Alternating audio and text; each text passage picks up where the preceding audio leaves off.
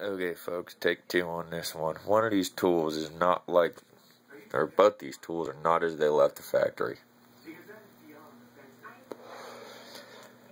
This is the Leatherman Wingman and Sidekick. This would be the Wingman, this would be the Sidekick. As I said, these two tools are not as they left the factory. I consider the Sidekick to be more of a woods tool as it has the saw on it.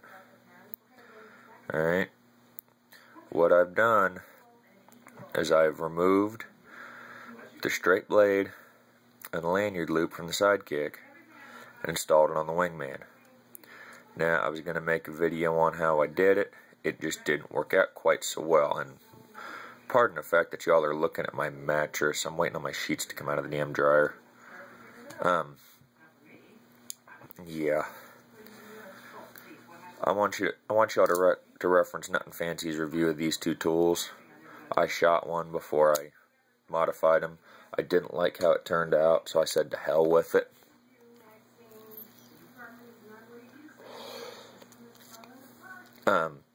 But I'll tell you, there's an easy way and a hard way to do this.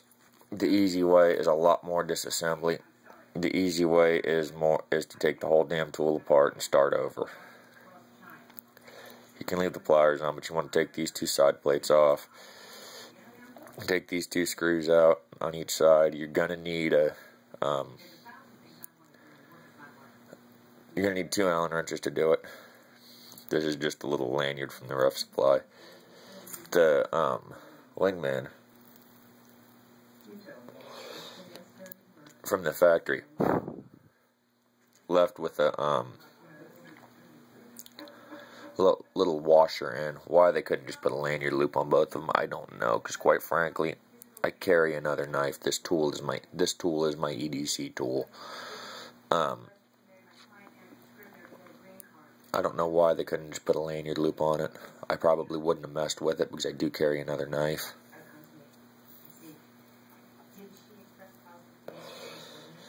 But yeah, it works.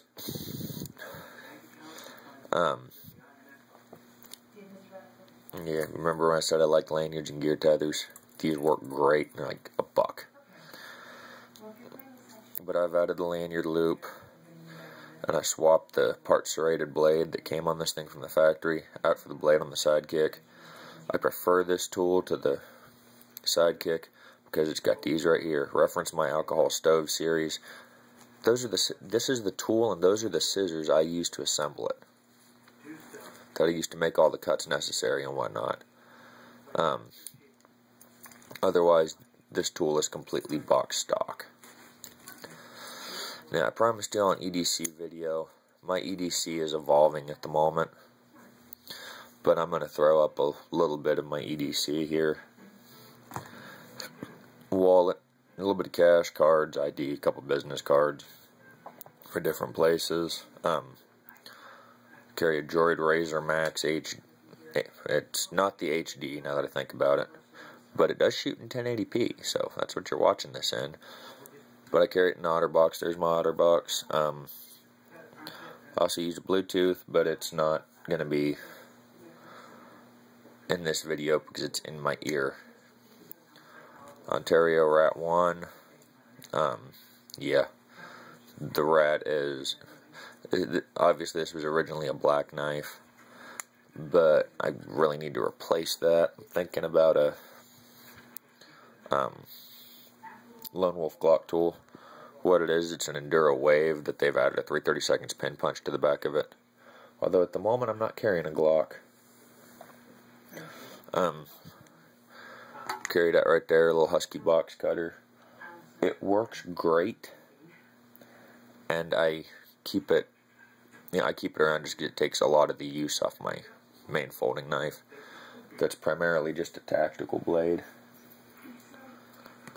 Little Vaughn mini crowbar from Home Depot. I think I paid $5 for it. It's on one of the little lanyards because it keeps falling out of my pocket. Thing has saved my ass more times than I care to count. Keys to the Suburban house, gun safe, somebody else's house, couple padlocks, 4-wheeler, and a Kubotan. I'm a very firm believer that if you're going to carry lethal force, you need to carry a non-lethal alternative. Alright. I carry everything on this little El Cheapo carabiner from Home Depot. I want to add a little photon micro light to this here just so I've got a backup flashlight.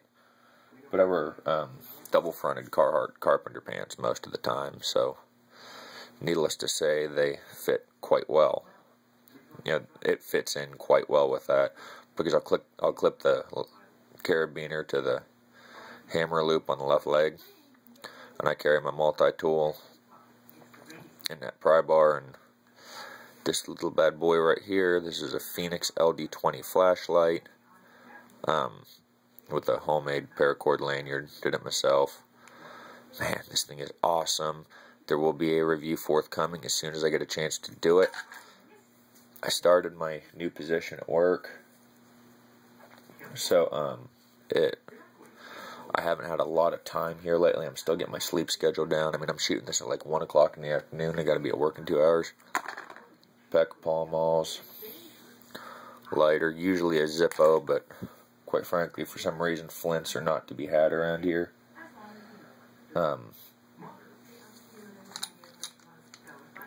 It is clear. It's the Keltec PF9. I'm going to do a review on this once I get a little more trigger time on it. At the moment, I've added a Hogue grip sleeve to it, and I use the finger extension base plate. And now I can't drop a slide because the damn thing is, because the mag's empty. But I put the Hogue grip sleeve on upside down, because if you look, when I wrap these two fingers around in my firing grip, that way that finger groove, that little finger notch right there, that my pinky's rubbing against, it lays real nice in there that way. And that finger extension base plate allows me to get my pinky on the gun. This thing's pretty snappy. I wouldn't call recoil bad, just really snappy. But it fits my hand fairly decently. I can get good hits with it. I carry that as kind of a second carry pistol. The magazine that's in that gun at the moment has the mag guts internals, so it actually holds 8 rounds plus 1 on the pipe, and they're these right here. It's nothing fancy. Winchester white box, 115 grain, jacketed hollow points. Carry that as a second carry pistol. My primary carry pistol is that right there. 5-inch government length, 1911. It's got a Chip McCormick rear sight on it. Chip McCormick hammer, Wilson beaver tail. Wilson thumb safety, Chip McCormick beaver tail. Slide stops Chip McCormick because I lost it. Brennell's back strap. And right now it's a ProMag 8-rounder. The ProMag 8-rounder is usually stoked with these right here. Again, Winchester white box, 230 grain full metal jackets. The hollow points are strictly my backup load. But if I can't put it down in 9 rounds of these, because that ProMag holds 8 rounds and 1 in the pipe, well, I need to be running. And if I need to run, I'm going for that right there. It's solely to serve as second gun duty. Preference, I'm going to do some work to this thing. I didn't buy this gun new, but it hasn't been shot much. Previous owner polished the feed ramp, and it damn sure looks like the extractor's doubled up. But I've been informed that is not the case, because apparently the spring on the outside, and this is the black polymer and parkerized, that's black rubber and blued at the moment. I want to get some different grips for it. I just can't find anybody that makes them for a llama, because it's not a standard 1911 grip. And I don't like carrying an expensive pistol. No, I can't afford to carry an expensive pistol too. Neither one of them have night sights on them. If I need night sights,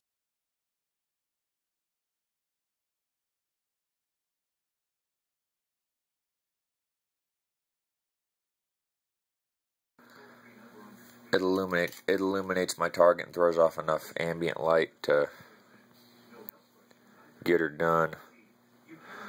But folks, I gotta start getting ready for work, and today that's all I got for you. But consider this subject to change. And note that holsters aren't on here and all that because, you know, Kel-Tec goes in my left back pocket. I've been appendix carrying this one here lately, and quite frankly, I've been Mexican carrying, and it's worked really well for me, which is kind of a surprise because with the, oh, it's got a Chip McCormick sear in it too. You know, this gun has a whole bunch of creep, but I mean, it creeps about yay far, and then it's a glass rod break at about 3 pounds. But Mexican carrying it in the appendix, I've never had a issue with it. But yeah, folks, I need to start getting ready for work. So I'll see y'all next time. Next one will probably be a review on that Phoenix flashlight. Later.